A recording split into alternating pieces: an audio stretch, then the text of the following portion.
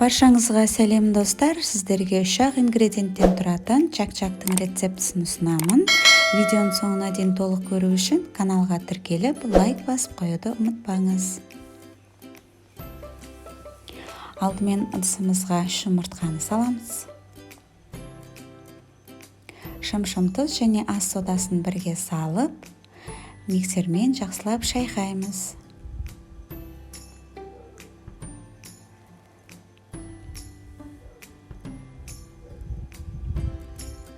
Шайқап болған соң, ұнды аз-аздан сала отырып, қолымызбен қамыр илейміз.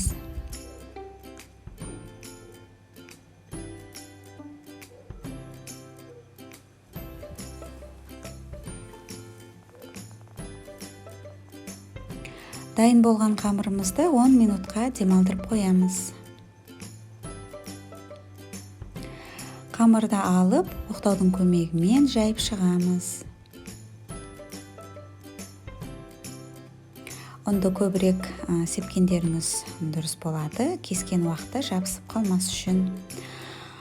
Осылайынан жасап шығамыз, және де шетінен кесіп шығамыз.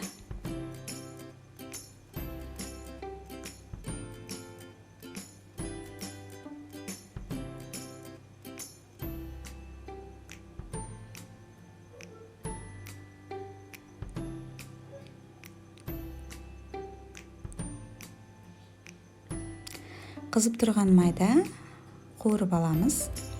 Мінекей достар, сонымен чак-чагымыз дайын. Жасап көріңіздер, өте тез әрі оңай дайын болады.